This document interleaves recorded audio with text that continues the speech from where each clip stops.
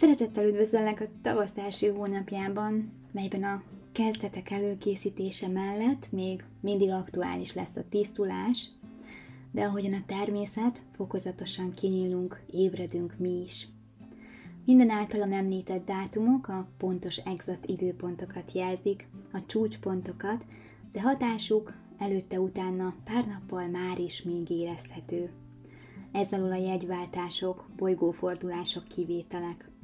Az egyes bolygó minőségeket pedig megélhetjük kibillent és harmonikus minőségben annak alapján, hogy az érintett témákat mi hogyan működtetjük az életünkben.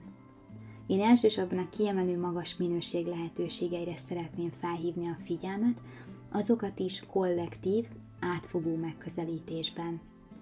De hogy az önismereti felismeréseket, integrálásokat is segíteni tudjam, igyekszem megemlíteni, hogy milyen az, amikor egy minőséget kibillenve tapasztalsz meg. Teszem ezt azért, hogy legyen rálátásod a visszafejtés hogyanjára. De nem ez a hangsúly, ezért kérlek, legyél éber rá önállóan is, hogyha elsőre nem is a magas szintjét tapasztalod meg a világodban, akkor az minek okán alakult úgy, ahogy. Engedd meg, hogy a lehetőség, a felismerés, akár egy konkrét tapasztalaton keresztül kibontakozhasson előtted. És most nézzük, mire érett meg az idő márciusban. 1-én pontosul be a Nap és a Jupiter szextélje. Ezekben a napokban ráláthatunk a hosszú távú céljainkra. Megszülethet egy döntés, hogy mi az, ami ebből valóban megvalósítható, vagy amiért érdemes itt és most már megtenni az első lépéseket, magabiztos hittel fűszerezve. Önismereti szempontból mélyebben ráláthatunk és megérthetjük belső világunk mozgatórugóit, mintáit. Hogy hogyan működünk, miben hiszünk, mi az, ami igazán inspirál minket. Ez a konstelláció előtte-utána 6 napig lesz aktív. 3-án a Vénusz és az Uránusz kvadrátja pontosul be, mely plusz-minusz 4 napig lesz aktív. És ez szólhat a belső jólétünk vagy kapcsolataink, különösen partnerkapcsolatunk tisztításáról és így stabilizálásáról is. A tükörbe pillantva felfedezhetjük a még bennünk működő belső korlátokat, és amelyekre megérett az idő, azt fel tudjuk most szabadítani, ki tudunk belőle mozdulni. De épp úgy hozhat ez az időszak termékeny, kézzelfogható, megvalósító energiákat is. Ez egy teljes tudattágítást, rálátást hozhat a kapcsolati mintázatainkra, és így történhet meg a felszabadulás is. Amennyiben ezen energiák korlátaival, szorításával szembesülünk, figyeljük meg, bennünk hol van ezzel kapcsolatosan korlátozó gondolat vagy hiedelem. Mi az, amit ideje lenne tisztítani, meghaladni.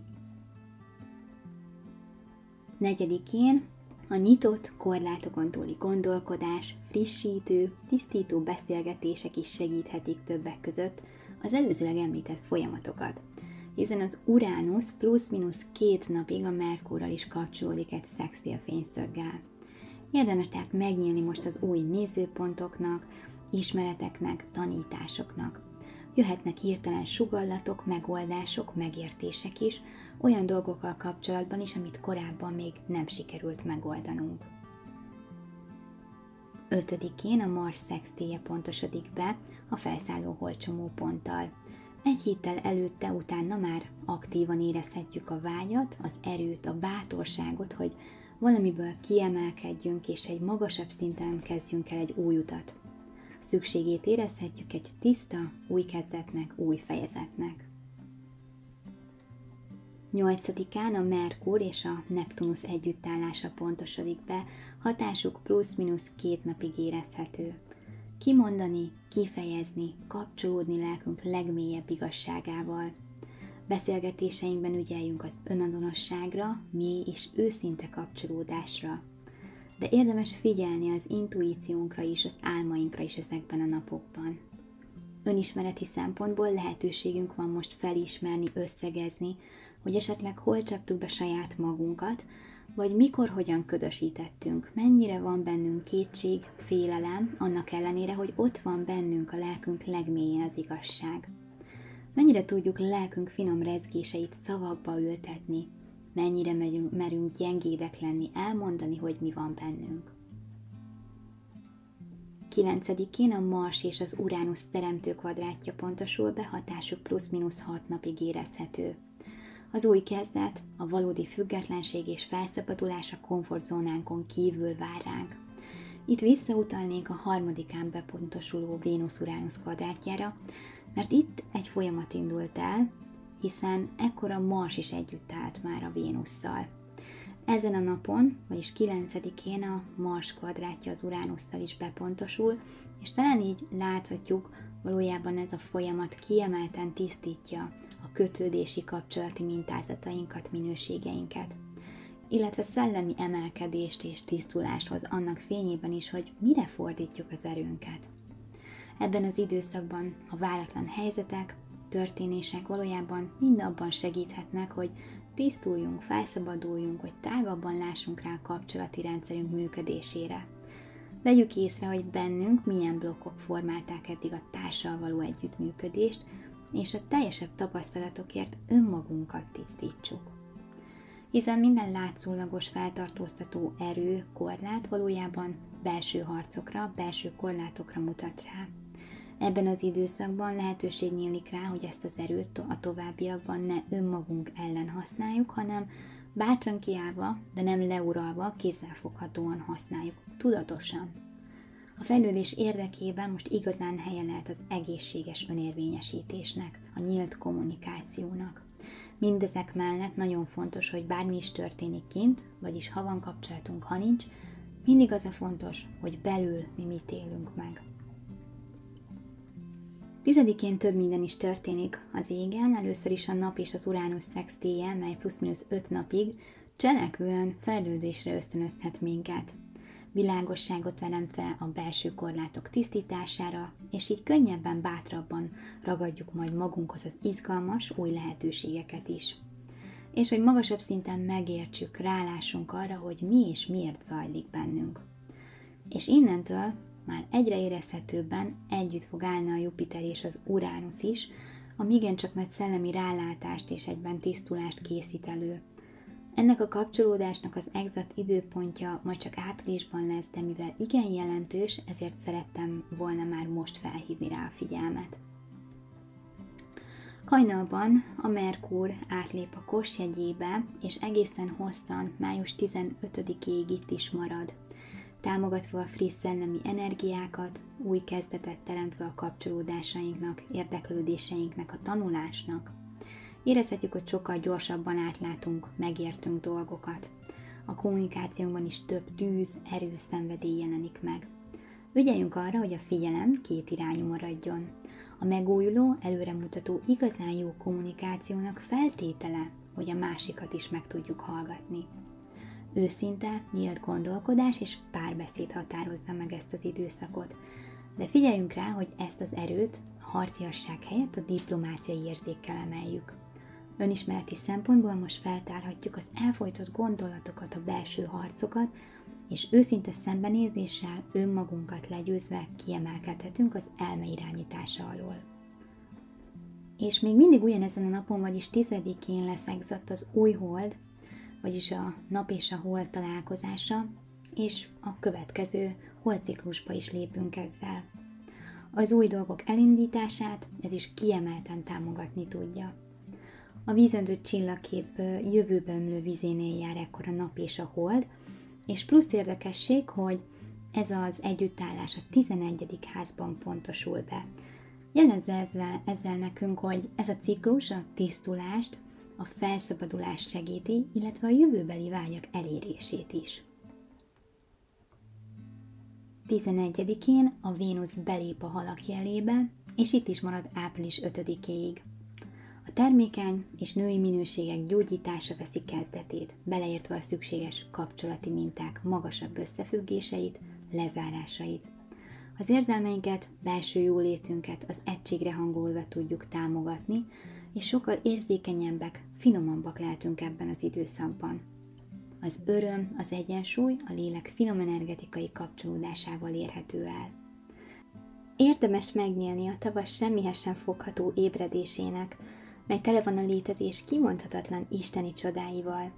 Ezek a tudatosan befogadott egységélmények most megérinthetnek minket, feltölthetnek minket termékeny, kreatív és gyógyító energiákkal. 17-én a Nap és a Neptunusz fog együtt állni, mely kapcsolódás plusz-minusz 5 napig lesz aktív. Ez az aspektus a legbensőbb vágyaink felvállalásáról üzen, de ugyanígy jelezheti, hogy a döntéshez, a szóban forgó elhatározáshoz a lelkünk legmélyén találjuk meg a választ. Ezekben a napokban a legbensőbb félelmeinkre, kétségeinkre is lehetőségünk van rálátni, azokat tudatosítani és így magunk mögött hagyni. 20-án a nap átlép a Kos jegyébe, ez lesz a tavaszi napegyenlőségnek az időpontja. A nap útja újra kezdi a zodiákusi cikluskört, és amennyiben megengedtük az idáig segítő belső folyamatokat, innentől egy valóban új minőségben, kiemelkedve a korábbi játszmákból, új lendülettel, új irányokkal indulhatunk el a cselekvés útján. 21-én a Nap és a Plutó szextilje pontosul be, mely kapcsolódás plusz-minusz 5 napig lesz aktív. Ahhoz, hogy minőségi változást tapasztaljunk az életünkben, szükséges, hogy a régi, halott minőségeket végleg magunk mögött tudjuk hagyni. A Plutó a vízöntő jegyében a lélek mély, árnyékos részeit tisztítja, és hogy egy felszabadult, korlátoktól mentes új kezdet, egy teljesen új dimenzió születhessen meg bennünk, a régi nem működő játszmákat, különösen a hatalmi játszmákat ideje van tudatosítani, és így meghaladni, lezárni magunkban. 22-én a Vénusz a Szaturnusszal is együttállást képez, mely szintén plusz-minusz 5 napig lesz aktív. Vajon az az életminőség, párkapcsolat, amiben létezünk, életképes, valóban stabil? A társ tükrébe pillantva levizsgáztathatjuk az önértékelésünket, önbecsülésünket. Fókuszba kerülhet ebben az időszakban az öröm, a kreativitás, a termékenység, az egyensúly és akár a női minőségek működtetésének kérdései is. Ha látszólagos akadályok jelennek meg az anyagi világunkban vagy párkapcsolatunkban, érdemes belül keresni a válaszokat. Mi mit sugárzunk ki magunkból? Mennyire vagyunk elégedettek? Értékeljük-e azt, ami van? Vagy netán mindig többet és többet akarunk?